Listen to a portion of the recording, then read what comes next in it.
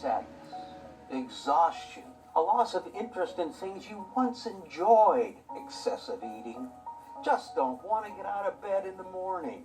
In certain situations, these can all be symptoms of depression. But I've said them in a way that applies to everyone, because everyone's who I want to buy Hordeolus, a prescription medication that will maybe do something to a few of you. Depression is a serious medical condition that can be diagnosed by only your doctor. You and she will discuss your options, and if medication seems like the right choice, you'll try a variety of these flavorless candies. Over a long period of time, together, you'll find the specific dose of the specific chemical that helps you. And we'll put those chemicals in a candy that doesn't taste like anything. So you might as well swallow it whole. But even with the latest medical technology and the best circumstances, we don't know what chemical pellet is right. We're basically throwing what we think are darts in a pitch black room at a target that only maybe exists. But I'm hoping that if I show you a bottle of these brain chemicals near pleasant things,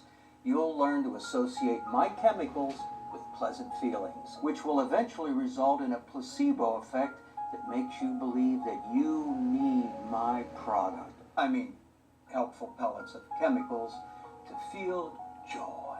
Hordeolus. Flowers. Cute little doggies. Sunshine over flowers. Hordeolus. Smiling yourself to sleep. Just flowers again. Hordeolus. Now, no one knows exactly how depression works, so I drew up some fun little neuron cuties which will allow me to speak way too simply about it. Toby, roll the cuties!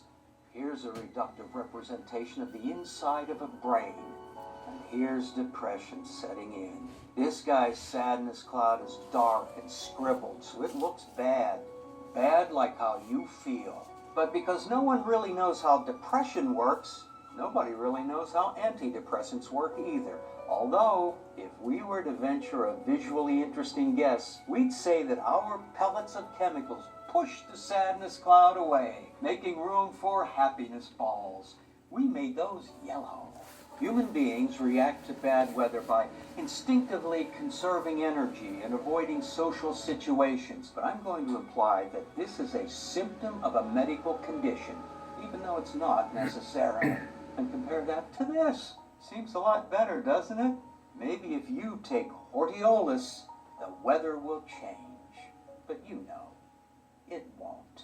Again, only a doctor can diagnose you with depression. And if my drug, that I patented, is what you need, they'll probably help you find it eventually. But if the only people who bought my patented brain chemical pellets were ones who needed it, I wouldn't be as rich. Luckily, we live in a society where expressing emotions is seen as a weakness. So some people think that occasionally being on the unpleasant side of their emotional spectrum means there's something wrong with them, even though there isn't.